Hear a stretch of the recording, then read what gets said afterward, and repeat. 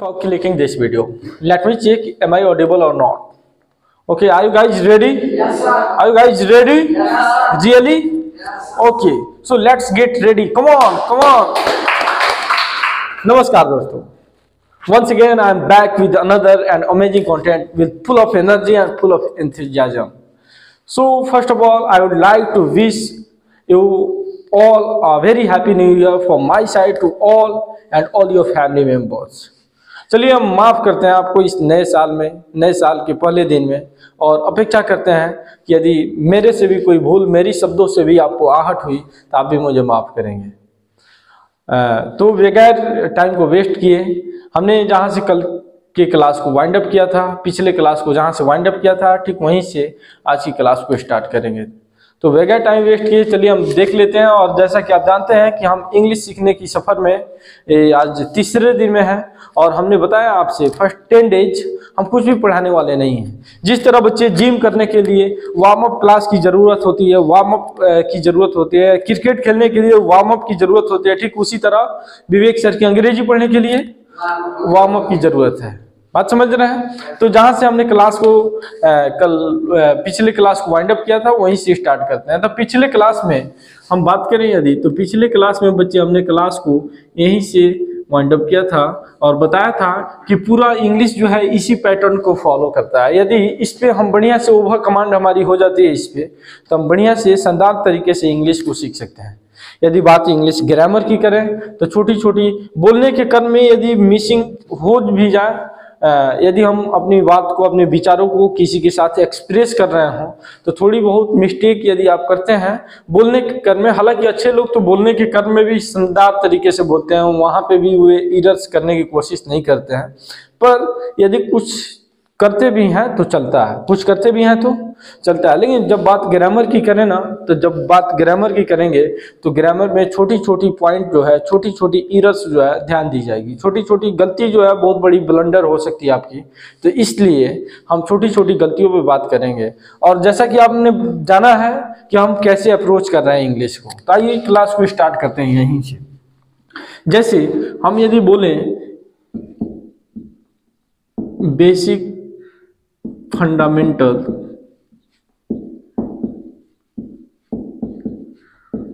Of English, या हमने बोला एडवांस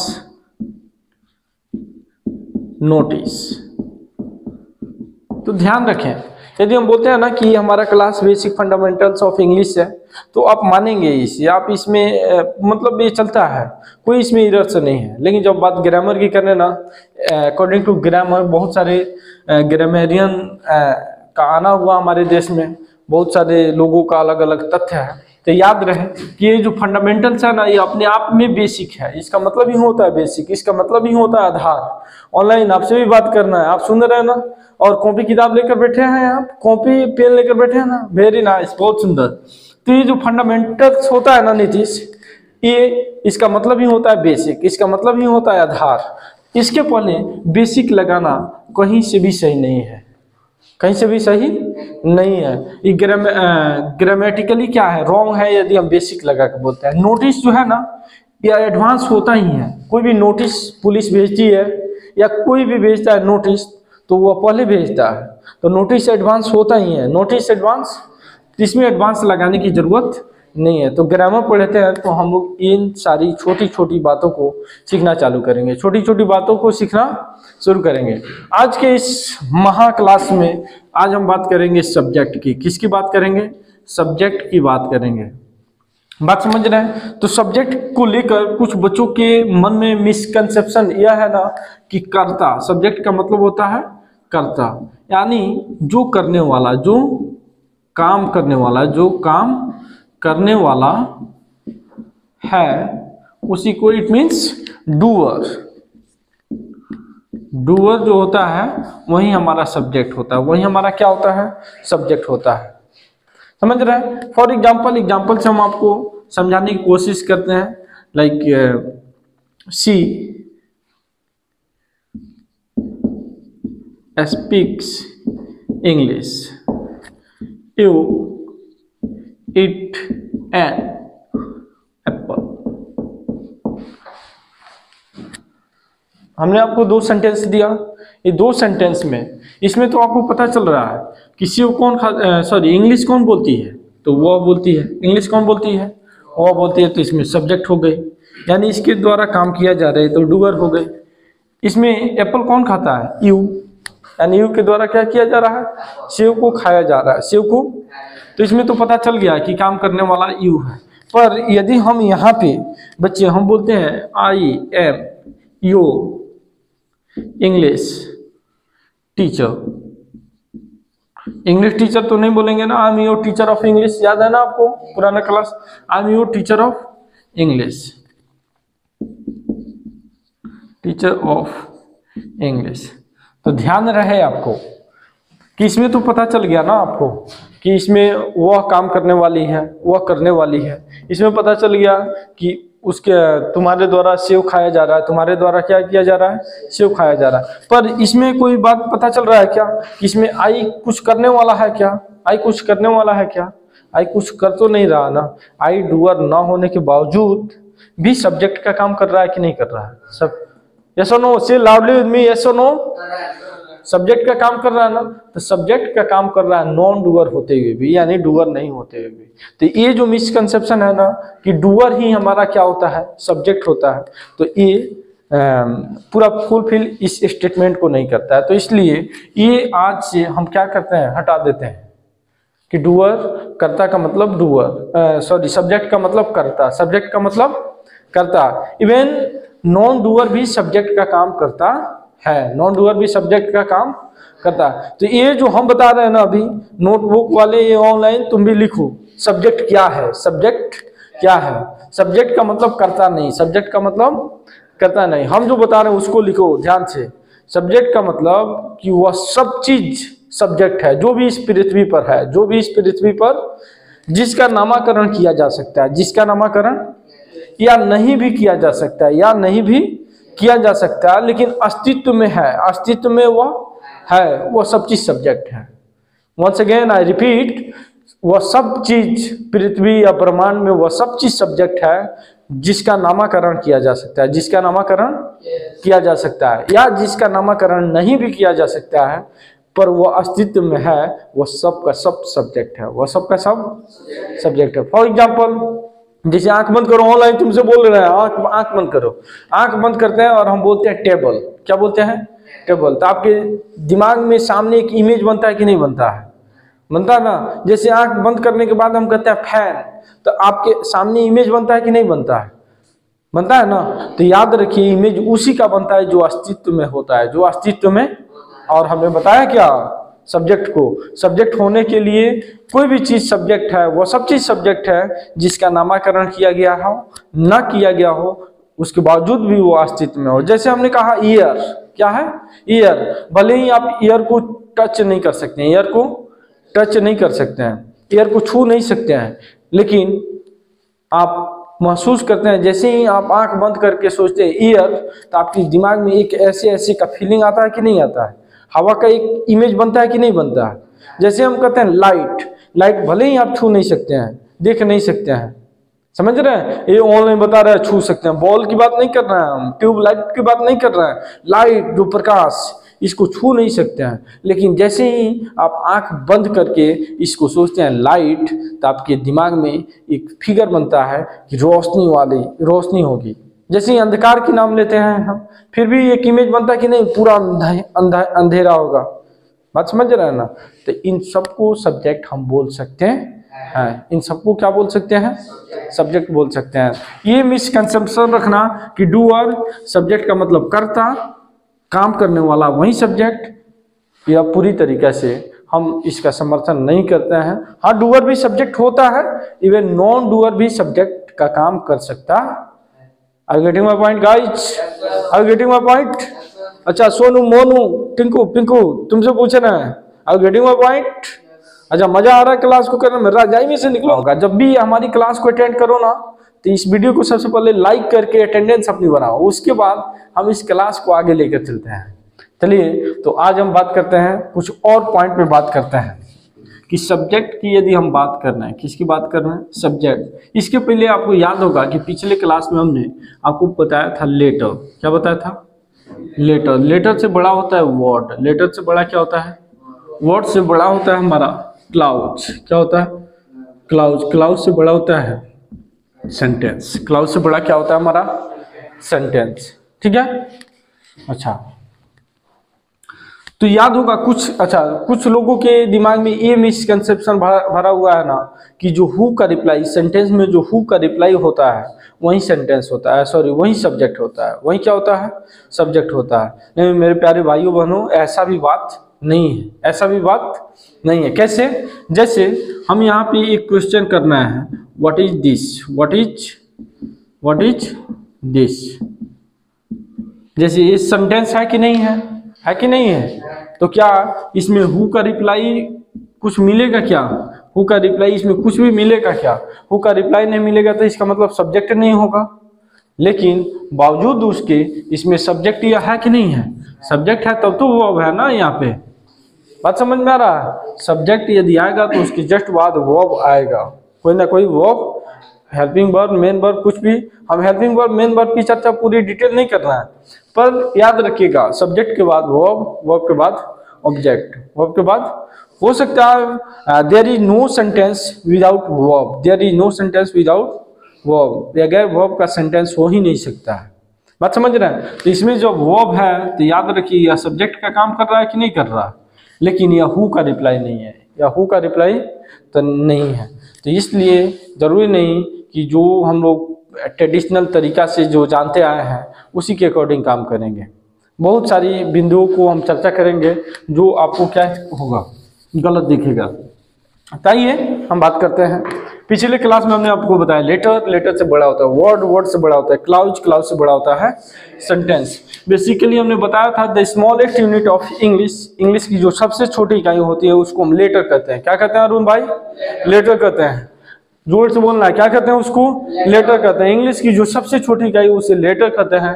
लेटर से मिलाकर जो बना होता है, जो मीनिंगफुल होता है, कैसा होता है, जो मीनिंगफुल होता है, group of letter which gives complete meaning, meaningful letter, sorry group of letter which gives complete meaning, जो क्या हो, ग्रुप ऑफ लेटर हो, लेटर के छोटे छोटे भागों को मिलाकर बनाया गया उसको वर्ड कहते हैं। लेकिन याद रहे, it is just a reminder, उस वर्ड को मीनिंगफुल होना पड़ेगा, उस ग्रुप ऑफ लेटर को मीनिंगफुल होना पड़ेगा। उसके बाद क्लाउज होता है, क्लाउज के बाद सेंटेंस होता है। और सेंटेंस जब हम बनाना सीखते हैं ना, सेंटेंस कैसा दिखता है सर जी, आपके मन में क्वेश्चन होगा कि सेंटेंस कैसा दिखता है, सेंटेंस कैसा होता है, तो याद रहे सेंटेंस ऐसा होता है, सेंटेंस ऐसा होता है। इसी पैटर्न को यदि आप सीखते हैं तो लंबा लंबा यहाँ से यहाँ तक की सेंटेंस आप बनाना सीखते हैं, यहाँ से यहाँ तक की जब सेंटेंस को बनाना सीखते हैं तो यहाँ से यहाँ तक की स्टोरी बनाना सीखते हैं। अब बड़ी बड़ी स्टोरी, बड़ा बड़ा सेंटेंस जब आपकी कमांड इस पर बढ़िया से हो जाती है तो आप अंग्रेजी बोलते ही नहीं, आप अंग्रेजी लिखते हैं, आप अंग्रेजी समझते हैं, आप अंग्रेजी मतलब महसूस करते हैं, समझ रहे हैं। तब आपके अंदर के जो इंग्लिश को लेकर डर जो समाया हुआ है वह सारा डर क्या होता है, गायब होता है। ताकि सेंटेंस का काम जब इस तरह होता है सर, तो सेंटेंस में आज बेसिकली हम लोग को चर्चा क्या करना है, सेंटेंस में सब्जेक्ट क्या है सेंटेंस में।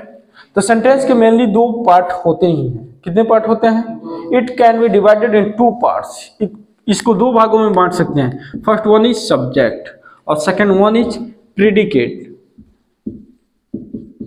और मेरे साथ बोलना है, मेरे साथ रिपीट करना है। सेंटेंस को कितने भागों में पढ़ सकते हैं, दो। कौन कौन होता है, और second one is predicate, second one is predicate. Predicate को यदि हम पढ़ने की कोशिश करें तो it can be divided in three parts. कितने part, three parts. First one is verb, second one is object और थर्ड वन इज कंप्लीमेंट। कहिएगा सर पूरा पढ़ाने वाले हैं क्या, नहीं सर हमने बताया क्या है, हम तो कुछ पढ़ा ही नहीं रहे हैं, किसी टॉपिक को स्टार्ट ही नहीं किया है। हम बात कर रहे हैं बेसिक की बात कर रहे हैं, एकदम जो कोई बताता नहीं है वो बताने की हम कोशिश कर रहे हैं, बात समझ रहे हैं। तो इसमें जो वर्ब की क्लास हम लगाएंगे आने वाली क्लास में, जैसे जैसे हमारा यह क्लास बढ़ते जाएगा, इस क्लास को जब भी हम वर्ब पढ़ाएंगे आपको, तो वर्ब की डिटेल चर्चा करेंगे। कितने वर्ब होते हैं, कौन कौन वर्ब होते हैं, कितने टाइप्स होते हैं। ऑब्जेक्ट की चर्चा करेंगे तो बताएंगे डायरेक्ट ऑब्जेक्ट क्या होता है, इनडायरेक्ट ऑब्जेक्ट क्या होता है। कंप्लीमेंट की चर्चा करेंगे तो हम बताएंगे सब्जेक्ट कंप्लीमेंट मेनली, और ऑब्जेक्ट कंप्लीमेंट क्या होता है, सब्जेक्ट कंप्लीमेंट और ऑब्जेक्ट कंप्लीमेंट क्या होता है। लेकिन मेनली आज हम लोग को पढ़ना है सब्जेक्ट के बारे में। किसके बारे में? ओए छोटू, किसके बारे में पढ़ना है? तो सब्जेक्ट के बारे में पढ़े उससे पहले पानी पीना चाहिए। पानी पियेंगे आप? नहीं, कोई बात नहीं, बहुत अच्छे बच्चे हैं आप। और हम आपसे करना है इस नए साल में वादा, आप अंग्रेजी को बोलेंगे कम, याद रखेंगे ज्यादा। तो सब्जेक्ट की बात करें ना, यदि हम सब्जेक्ट की बात करें तो इससे पहले हम इसको स्किप मिटाना चाहते हैं, इरेज करना चाहते हैं। मिटा सकते हैं हम इसको, ऑनलाइन मिटा सकते हैं। एक बार हटने इसके स्क्रीनशॉट एक बढ़िया से लो, उसके बाद आते हैं। क्या हमने स्क्रीनशॉट ले लिया है? आशा करना है कि ले लिया होगा। और यदि नहीं समझ में आना तो हम आपको क्या सजेस्ट करेंगे कि आप पीछे जाके एक बार इस वीडियो को पुनः देखें, आपको जरूर समझ में आना। नहीं समझ में आएगा तो यहाँ जो नंबर चल रहा है इस पे कॉल करना है। तो चलिए, सब्जेक्ट की बात कर रहे थे हम। किसकी बात कर रहे थे बच्चे? सब्जेक्ट की बात कर रहे थे। तो सब्जेक्ट को बताएं इसके पहले हम यहाँ पे कुछ पॉइंट लिखना चाहेंगे। What are the essential thing, what are the essential things for being subject object। मतलब सब्जेक्ट और ऑब्जेक्ट होने के लिए कौन कौन सी चीजें जरूरी है, कौन कौन सी चीजें। जैसे मैथमेटिक्स पढ़ते हैं, यदि बात रेशनल नंबर की करें तो उसमें आपको जानना होता है कि रेशनल नंबर होने के लिए कंडीशन क्या होती है। ठीक उसी तरह सब्जेक्ट होने के लिए क्या कंडीशन है, वह क्या क्या चीज जरूरी है, जो जानना जरूरी है, जो जानना जरूरी है। तो सब्जेक्ट होने के लिए याद रखना चाहिए आपको कि इंग्लिश की दुनिया में, इंग्लिश की, सुधाकर सर, इंग्लिश की दुनिया में केवल 2 ही ऐसे वर्ड हैं जिनको सब्जेक्ट होने का अधिकार मिला है, जिनको सब्जेक्ट होने का अधिकार मिला। पिंटू भाई, सब्जेक्ट होने के लिए केवल 2 ऐसे अंग्रेजी में वर्ड हैं जिनको यह अधिकार मिला है, और सब्जेक्ट और ऑब्जेक्ट होने के लिए। ठीक है सूरज, आप नहीं अटेंड कर रहे हैं क्लास को। अच्छा मुन्ना भाई, आप नहीं कर रहे हैं।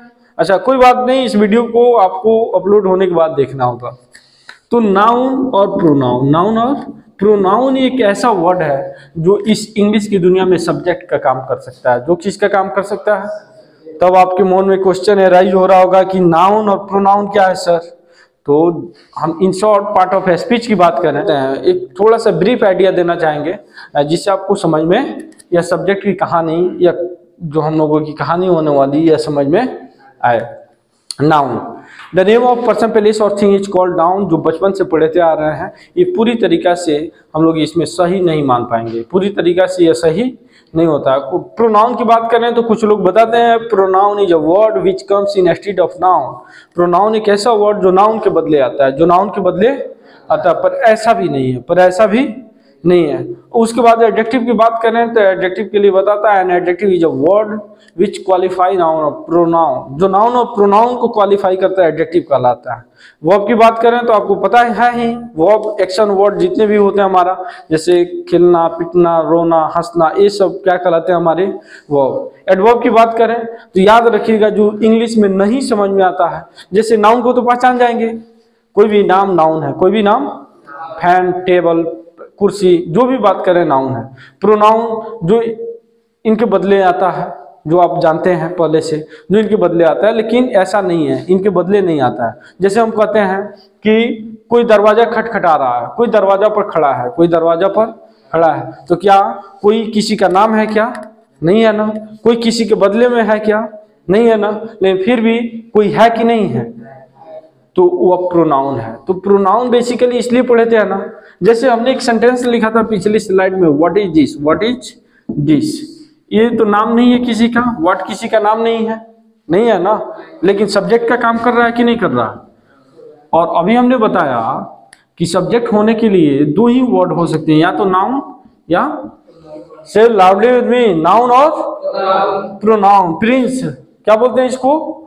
नाउन और प्रोनाउन ही एक ऐसे वर्ड हैं जो सब्जेक्ट का काम कर सकते हैं। तो नाउन तो है नहीं, नाउन क्यों नहीं है? क्योंकि किसी का नाम, वर्ड किसी का नाम है क्या? नहीं। इसका मतलब यह प्रोनाउन है। या क्या है? क्या यह किसी के बदले में आया है? नहीं आया है। तो यानी जरूरी नहीं कि नाउन की रिपीटेशन को रोकने के लिए जिस वर्ड का इस्तेमाल किया जाता है वही प्रोनाउन होता है। वही क्या होता है? प्रोनाउन होता है। ठीक है, वो बचपन में जो पढ़े थे हम लोग को उस समय वही जरूरी था। अभी थोड़ा सा हम जैसे जैसे बड़े बड़े एग्जाम को टारगेट करेंगे तो बड़ा बड़ा कंसेप्ट, अच्छा अच्छा कंसेप्ट रखना भी जरूरी है। एडजेक्टिव की अच्छा याद रखें, नाउन पहचान जाएंगे, किसी का नाम होगा। प्रोनाउन जो उसके बदले, जो उसकी रिपीटेशन को रोकने के लिए इस्तेमाल होगा। एडजेक्टिव जो नाउन और प्रोनाउन की विशेषता को बतलाएगा। नाउन और प्रोनाउन की वर्ब ऐसा जो एक्शन वर्ड होता है, जो क्या होता है? एक्शन वर्ड होता है।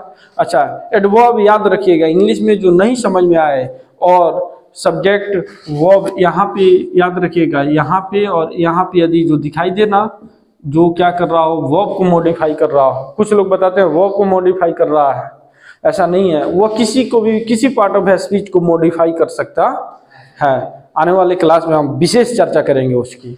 तो उसको हम क्या कहते हैं? एडवर्ब कहते हैं। प्रीपोजिशन की बात करें तो आप जानते ही हैं, इन, ऑन, एट, ये सब क्या कहलाते हैं? प्रीपोजिशन कहलाते हैं। कंजंक्शन की बात करें तो आप जानते ही हैं, एंड, नॉर, बट, फॉर, ये सब क्या कहलाते हैं? कंजंक्शन कहलाते हैं। इंटरजेक्शन की बात कर रहे हैं, थोड़ा सा में बात कर रहे हैं, एकदम 2 सेकेंड में बात करें तो word naturally comes in our mind, एक ऐसा वर्ड जो हमारे दिमाग में ऑल ऑफ सडन आता है, ऑल ऑफ सडन आता है, उसको हम क्या कहते हैं? इंटरजेक्शन कहते हैं। जैसे नहीं होगा, या हमारे सामने कोई बच्चा एक्सीडेंट करता है तो क्या बोलेंगे हम? ओह, इस तरह आता है कि नहीं आता है? या हम सुधाकर सर के घर जाते हैं और सुधाकर सर हमारे लिए बहुत सुंदर सरप्राइज, बहुत सुंदर रूम को डेकोरेट किए हैं, लेकिन बहुत सुंदर तरीके से रूम सजाए हुए हैं, तो हम कहेंगे वाह। एक वर्ड आता है ना, वाह। बात समझ रहे हैं? तो ये सब हमारा क्या कहलाता है? Part of speech. बेसिकली इस पे पूरी पार्ट ऑफ स्पीच को डिसाइड नहीं किया जा सकता है। पूरी पार्ट ऑफ स्पीच पढ़ने में काफ़ी लंबा समय लगता है। जितने भी वर्ड हम लोग बच्चे सीखते हैं ना, जितने भी वर्ड याद रहे, वो सभी के सभी पार्ट ऑफ स्पीच कहलाते हैं। सभी के सभी क्या कहलाते हैं? पार्ट ऑफ स्पीच कहलाते हैं। कोई भी बुक आप पढ़ने रहे हैं ना, तो बुक में वर्ड होगा, सेंटेंस होगा, वर्डों को मिलाकर सेंटेंस बनाया होगा, उसमें से किसी एक को खींच लीजिए। याद रखिएगा, या तो नाउन होगा, या प्रोनाउन होगा, या एडजेक्टिव होगा, वर्ब होगा, प्रीपोजिशन, कंजंक्शन, यही होगा। दूसरा कुछ नहीं होता, दूसरा कुछ नहीं होता है। बस अब नाउन प्रोनाउन पूरे पार्ट ऑफ स्पीच जब सीख लेते हैं और इनकी कुछ रूल्स बनाए गए हैं, कुछ कॉन्सेप्ट हैं, यदि उनको जान लेते हैं तो आप बढ़िया से अंग्रेजी को सीख सकते हैं। इस पे आपकी पकड़ बन जाती है। तो बेसिकली हम यह बताने की कोशिश की कि सब्जेक्ट क्या है, सब्जेक्ट क्या है, सब्जेक्ट होने के लिए जरूरी क्या है, सब्जेक्ट होने के लिए जरूरी चीजें क्या है। सब्जेक्ट को लेकर जो मिसकंसेप्शन हमारे दिमाग में है कि डूअर ही सब्जेक्ट होता है, तो नॉन डूअर भी सब्जेक्ट होता है। नॉन डूअर भी हमारा क्या होता है?